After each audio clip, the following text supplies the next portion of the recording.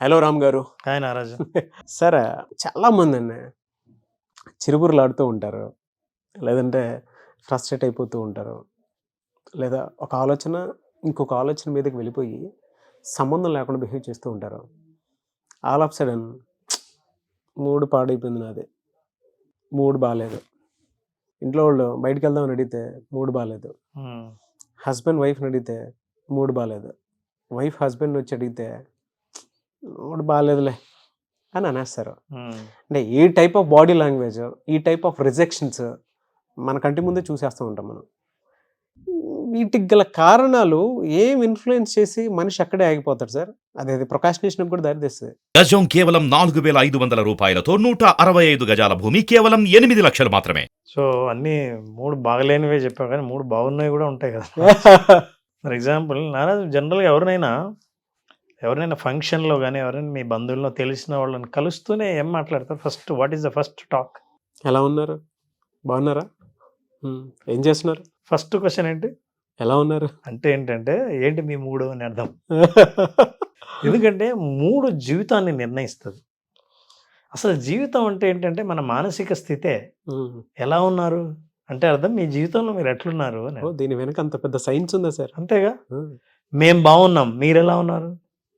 పాజిటివ్గా నా మూడు బాగుంది, నా మానసిక స్థితి బాగుంది అంటే నా జీవితం బాగుంది, మేము బాగున్నాము అని అర్థం. అంటే దాని మీనింగ్ అంటే ప్రస్తుతం మీరు ఎలా ఉన్నారు, ప్రజెంట్లో ఉన్నారా అని అడగటమే. ఇంకా అక్కడి నుంచి మీరు జీవితంలో డీటెయిల్స్కి వెళ్తారు. ఏం చేస్తున్నారు, ఎలా చేస్తున్నారు, ఏంటి అని. సో ఫస్ట్ మనం ఎవరిని కలిసినా చెక్ చేసేది ఫస్ట్ వాళ్ళ మూడ్ ఎలా ఉన్నారన్నది, ప్రజెంట్ అని. ఒకవేళ నిజంగా తీవ్రంగా ఇబ్బందులు ఉంటే వాళ్ళు వెంటనే కొంతమంది చెప్పేస్తారు, లేదండి 4 రోజుల నుంచి జ్వరం, హాస్పిటల్లో ఉన్నాను, నిన్ననే రిలీజ్ అయ్యాను, నేను వెళ్తా అనుకున్నా కానీ బట్ ఫ్లైట్ మిస్ అయింది. ఈవెన్ ఇప్పుడు అది మూడు పరిస్థితే కదా. అందుకే అంటే ఇప్పుడు నేను ఇది పరిస్థితిలో ఉన్నా, మీరు ఏం మాట్లాడాలన్నా ఇప్పుడు నా స్థితి గమనించి మీరు మాట్లాడండి అని అర్థం. నారాజు, మూడ్ అనేది మనం ప్రతిరోజు మన మాటల్లో ఏదో ఒక సందర్భంలో మాట్లాడుతుంటాం. ఇది తాత్కాలిక మానసిక స్థితి మూడ్ అంటే. దీనిలో తీవ్రత తక్కువ ఉన్న మానసిక స్థితి. అదే తీవ్రత పెరిగే కొద్దీ మూడును ఫీలింగ్ నుంచి ఎమోషన్, భావాల నుంచి భావోద్వేగానికి మనం వెళ్తాం. అయితే భావాలకి ముందు ఇది మూడు, మానసిక స్థితి. అయితే మన మానసిక స్థితే మనం ఇతరులతో ఎలా మాట్లాడుతున్నాం, మనం ఏ సందర్భమైనా ఏ అనుభవాన్నైనా ఎలా చూస్తున్నాం అనే దాన్ని బట్టి ఉంటుంది. అంటే మనం అంటాం చూసారా, మూడు బాగుంటే పని అవుతుంది, మూడు బాగాలేకపోతే మనిషి సరిగ్గా మాట్లాడకపోవచ్చు, మనకు సహకరించకపోవచ్చు అని. మూడు గురించి మనం ఎందుకు మాట్లాడతామంటే మన చర్యలు, మన యాక్షన్స్, మన యాటిట్యూడ్ అండ్ అప్రోచ్ ఇవన్నీ మూడు బట్టే ఉంటాయి. చాలామంది హ్యాండిల్ చేయాలనుకుంది. ఇప్పుడు నీ ప్రశ్న కూడా ఏంటంటే రిజెక్షన్స్, మూడు బాగలేదనటం, వాళ్ళ బిహేవియర్ తీరు అని. మూడు బాగాలేనప్పుడు ఏం చేయాలి, మూడు బాగున్నప్పుడు ఏం చేయాలో నేను చెప్పక్కర్లేదు, బాగున్నప్పుడు ఎంత బాగుంటారో మనకు చెప్పక్కర్లేదు. కాకపోతే ఇది తాత్కాలిక స్థితి అన్న విషయం అందరూ తెలుసుకోవాలి. బ్యాడ్ మూడు కానీ గుడ్ మూడు కానీ ఆ రియాలిటీని ఎంత త్వరగా అంటే అంత త్వరగా అర్థం చేసుకోవాలి. ఇప్పుడు ఎవరైనా చాలా రోజుల తర్వాత మీ దగ్గరికి వచ్చారు మీ సహాయం కోసం, ఇప్పుడు కాదు వెళ్ళు అని అన్నా, మీకు గనక ఈ జ్ఞానం ఉంటే ఇది తాత్కాలికమైన స్థితి అని అనుకుంటే పర్మనెంట్గా ఒక రిలేషన్షిప్ని రిజెక్ట్ చేయరు. ఈ జ్ఞానం ఉండాలి అని. అందుకని నేను చెప్పేది అంటే మూడు అనేది తాత్కాలికం. పోనీ ఇతరులతో, మీ పార్ట్నర్తో కానీ, మీ స్నేహితులతో కానీ, మీకు కావాల్సిన వాళ్ళు కానీ మూడు బాగాలేదనుకుందాం, మీరు వెంటనే జడ్జిమెంట్ చేయక్కర్లేదు. తాత్కాలికమైన స్థితి అది ఉంటే పోతుంది, మళ్ళీ అది పర్మనెంట్గా ఉండదు, ఇంకో మూడు వస్తుంది, ఆ మూడు కూడా పర్మనెంట్ కాదు. ఇవన్నీ మానసిక స్థితులు, ప్రస్తుతం ఉన్న స్థితి మూడు. ఈ మూడుని ఎమోషన్గా మార్చాలా మార్చొద్దా అన్నది మన చేతిలో ఎప్పుడొస్తుందంటే ఇది మూడు, ఇది కేవలం తాత్కాలిక స్థితి అన్న జ్ఞానం నీకు ఎప్పుడు కలుగుతుందో అప్పుడు దీన్ని ఎక్కడ ఆపాలి అన్న తెలివి, అన్న శక్తి నీకే కలుగుతాయి. దీస్ మూడు. అయితే మూడుని మార్చడం ఎలా, ఇది పెద్ద ప్రశ్న. నాకు తెలిసింది నా మూడు బాగలేదు, ఈ మూడు బాగాలేకపోవడం వల్ల వాళ్ళతో ఎలా మాట్లాడతానో, ఈ మీటింగ్ ఎలా అవుతుందో, ఓ పని అవ్వాలి, ఆ పని అవుతుందో అవదో, ఈరోజు నేను ఆ నిర్ణయం తీసుకుంటానో లేదో, అసలు ఈరోజు చెయ్యాలా లేదా ఒక పని అని అనిపించిన వాటన్నిటికీ దీని వెనకాల మూడే కారణం. మూడుని ఎలా మార్చాలి? ఎన్నో పద్ధతులు ఉన్నాయి నారా. చాలామంది మొదటి నుంచి థెరపిస్టులు ఎక్కువ సజెస్ట్ ఏం చేస్తానంటే మీకు బాగా మూడు బాగాలేనప్పుడు ఫిజియాలజీ మీ శరీరంలోని బాడీ లాంగ్వేజ్ మారిస్తే మూడు మారిపోతుంది. అందుకే చాలామంది ఏం చేసేవాళ్ళంటే బాక్సింగ్ ప్రాక్టీస్ చేయమనేవాళ్ళు. ఒక 5 నిమిషాలు మీరు ఊరికి ఒక ఏదైనా బ్యాగ్ని గుద్దండి, బాక్సింగ్ గ్లౌజెస్ వేసినప్పుడు ఏమవుతుందంటే మీకున్న ఏమేం ఫీలింగ్స్ ఉన్నాయో, ఎమోషన్స్ ఉన్నాయో, కోపం ఉందో, స్ట్రెస్ ఉందో దాన్ని అంతా మీరు బయట పెట్టేస్తారు. ఇలాంటివి చాలా టిప్స్ ద్వారా చాలా ఈజీగా అందరూ చేసే ద్వారా కొన్ని యాక్షన్స్ ద్వారా మనం మూడ్ని మార్చుకోవచ్చు. ఫర్ ఎగ్జాంపుల్ పవర్ పోస్చర్స్ అనే ఒక టెక్నిక్ ఉంది. పవర్ పోస్చర్స్ ద్వారా మీ మూడు మార్చుకోవచ్చు. ఎలా? ఫర్ ఎగ్జాంపుల్ సూపర్ మ్యాన్ ఎట్లా నిలబడతాడు చెప్తాను. Super man posture, standing posture ఎలా ఉంటుంది? కరెక్ట్. కాన్ఫిడెంట్గా నిలబడి నడుము మీద 2 చేతుల్ని ఉంచి స్ట్రైట్గా నిలబడతాడు. మీరు అట్లా నిలబడినప్పుడు it is a power posture. ఈ పోస్చర్లో మీరు ఎప్పుడైతే నిలబడతారో వెంటనే యువర్ మూడ్ విల్ చేంజ్. అందుకే చూడండి, ఎప్పుడైనా కాన్ఫిడెంట్గా ఉన్న వ్యక్తి ఇలా ఎప్పుడు కూర్చోడు. మీరు ఎవరన్నా ఏంటంటే అలా కూర్చున్నారంటే నేను చాలా ఆత్మవిశ్వాసంతో ఉన్నానని ఎవరు చెప్పరు. ఇలా నిలబడిన వ్యక్తి నేను దాదాపు ₹1 కోటి నా బిజినెస్లో పోగొట్టుకున్నాను అని ఎవరు అన్నారు. ఎందుకంటే లో మూడు, లో కాన్ఫిడెన్సు, స్ట్రెస్ ఉన్నప్పుడు మనిషి ఇట్లా నిలబడలేడు. ఇట్లా నిలబడేది ఎవరంటే సూపర్ మ్యాన్ ద్వారా కూడా చెప్పే కమ్యూనికేషన్ ఏంటంటే ఆత్మవిశ్వాసము, శక్తి. అందుకే సార్ అంటే పిల్లలకి ఎనర్జీతో కూడుకున్నటువంటి బాడీ లాంగ్వేజ్ కానీ మనుషులు కానీ ఇష్టం. అందుకే సూపర్ మ్యాన్లు, శక్తి మ్యాన్లు కరెక్ట్ ఇలానే ఉండాలి, ఎనర్జీ ఫ్లో కూడా ఈ విధంగానే ఉండాలి అనేటువంటి ఉత్సాహం, ఉత్సుకత 2 ఉంటాయి కాబట్టి పిల్లలు గోల్ చేస్తారు. అందుకే మన 3 వైపుకి రారాళ్ళు, వాళ్ళకి నచ్చిందని ఎత్తుక్కుంటూ ఉంటారు. కరెక్ట్. మనుషులు కూడా అంతే సార్, అంతే. ఎవరి దగ్గర అయితే ఆ ఉత్సుకత, ఉత్సాహం 2 కనిపిస్తూ ఉంటాయో వాళ్ళ దగ్గరికి మాత్రమే సెట్ చేసుకుని మరీ వస్తారు. టైం కేటాయించుకోవడానికి కూడా వస్తారు, మళ్ళీ అడిగి తీసుకుని మరి స్పెండ్ చేస్తారు. అయితే నేను సూపర్ మ్యాన్ చాలా మంది మగవాళ్ళకేనా ఇది అని అనుకున్నారు. అందుకనే వండర్ ఉమెన్ని క్రియేట్ చేశారు. వండర్ ఉమెన్ క్యారెక్టర్ చూసినా సరే మీరు ఎగ్జాక్ట్లీ పవర్ పోస్చర్ ఉంటుంది. ఈ పోస్చర్ మీరు ఎప్పుడు నిలబడతారో definitely your mood will change. Stress ఉన్నవాడు స్ట్రెస్ ఫీల్ కాలేడు. ఒక ప్రయోగం చేశారు నారాజు. చాలామందిని ఎవరైతే ఒత్తిడి కలిగించే సిచ్యువేషన్ని గుర్తుకు తెచ్చుకోమని చెప్పి వాళ్ళు ఆ ఒత్తిడిలో ఉన్నప్పుడు వాళ్ళందరినీ పవర్ పోస్చర్లో నిలబడమని చెప్పారు. పవర్ పోస్చర్లో నిలబడి ఉన్నప్పుడు వాళ్ళని టెస్ట్ చేస్తే వాళ్ళ శరీరంలో టెస్టోస్టెరాన్స్ బాగా పెరిగినట్లు మగవాళ్ళలో గుర్తించారు. పవర్ పోస్చర్స్ మనిషికి అంటే మ్యాన్లీ ఫీల్, కాన్ఫిడెన్స్ అనే ఫీలింగ్ వచ్చే ఒక హార్మోన్స్ కూడా డెవలప్ అయ్యాయి. అట్లాగే స్ట్రెస్ను తగ్గించే హార్మోన్స్ కూడా 25% పెరిగినట్టు గమనించారు ఈ పవర్ పోస్చర్ వాళ్ళు. సెకండ్ పవర్ పోస్చర్, మీరు కూర్చున్నప్పుడు ఎట్లాంటి పోస్చర్ ఉండొచ్చు. Power posture is like this. మీరు ఇట్లా కూర్చొని ఉన్నప్పుడే హీరో కానీ ఎవరైనా ఒక మంచి ఆధిపత్య పొజిషన్లో ఉన్నప్పుడు కూర్చునేది ఎప్పుడు ఇట్లా ఉంటాడు. ఎందుకంటే ఎదుటి వ్యక్తి చూసినా సరే అతని కాన్ఫిడెన్స్ని చూసి భయపడాలి.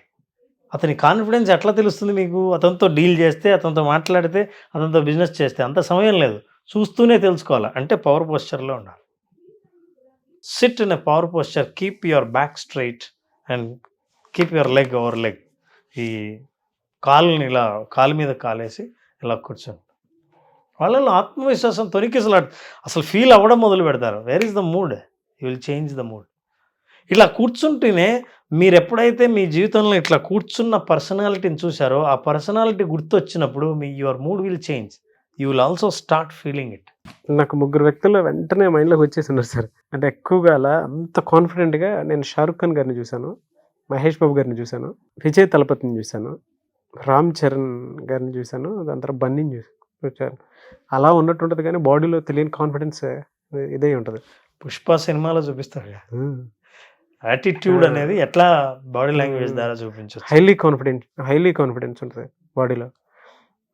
వాళ్ళ బాడీ లాంగ్వేజ్లో మీరు చూస్తే సరే మీకు కొన్ని గుర్తొచ్చుంటాయి. అలాగో మీకు తెలిసి దగ్గర నుండి చూశారు కాబట్టి చెప్తున్నాను. వాళ్ళు అలానే ఉంటారు సార్ నిజంగా. అవునవును. వాళ్ళు బెండ్ అయి కూర్చున్నా కూడా ఆ బెండ్ దాంట్లో కూడా కాన్ఫిడెన్స్ కనిపిస్తుంది మనకి.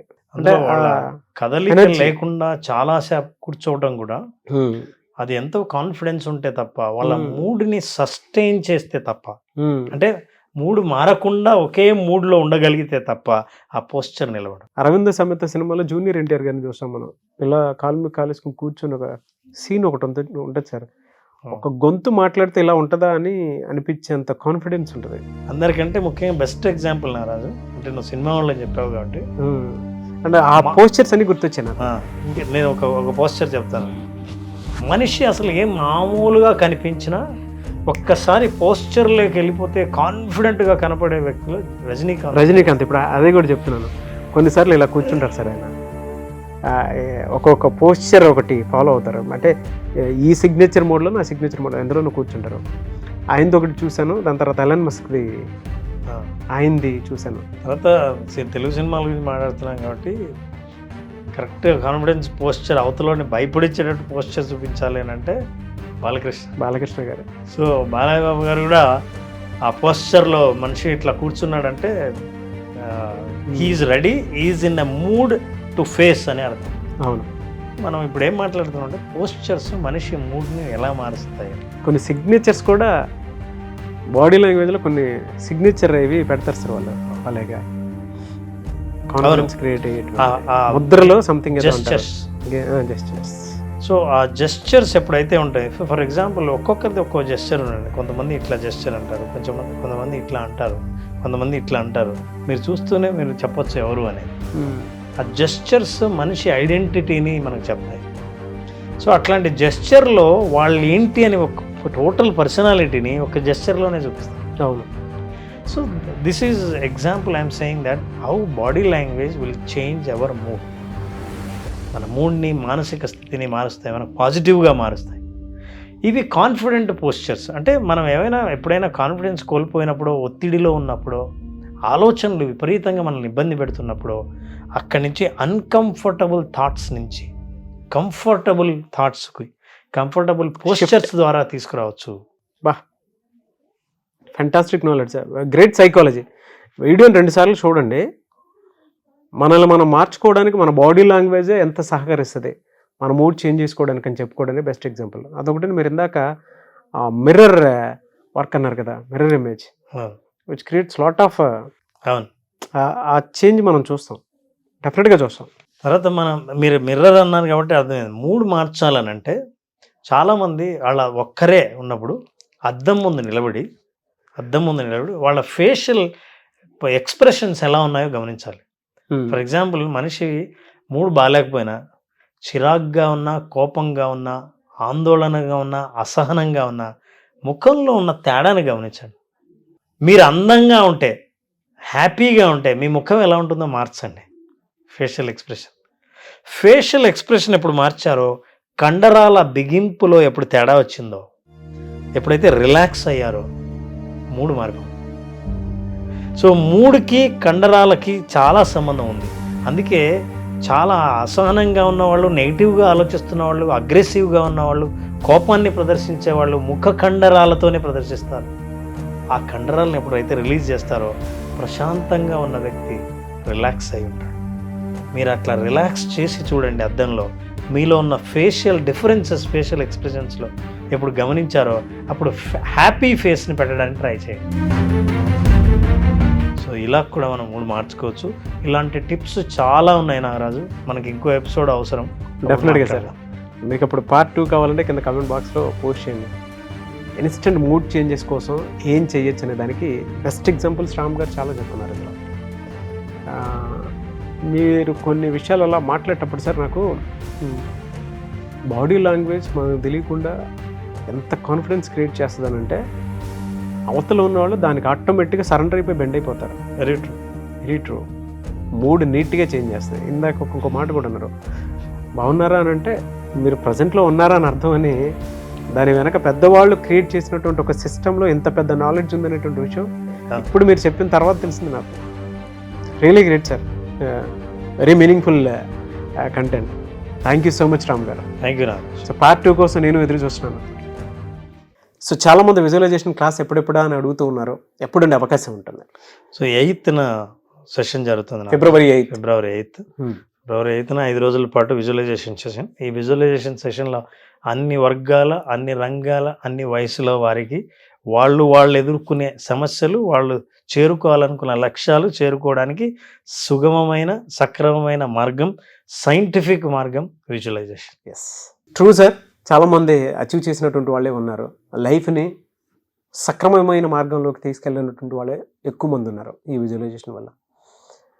ప్రతిదీ ఒక కొత్త ఎక్స్పీరియన్స్ అండి. అలాగే విజువలైజేషన్ కూడా మనల్ని మనం మార్చుకోవాలి అనుకున్నప్పుడు సరే ఒకసారి ప్రయత్నం చేసి చూద్దాం, విజువలైజేషన్ క్లాస్కి అటెండ్ అయ్యి చూద్దాం అని అనుకుంటే ఆ ఎక్స్పీరియన్స్ మీకు ఒక జీవితకాలం పాటు సరిపోయేంత అనుభవాన్ని డెఫినెట్గా మిగిల్చేలా చేస్తారు రామ్ గారు. మనకేం కావాలి, మనం ఎలా ముందుకెళ్ళాలి అనేటువంటి దానికి visualisation classes the best example.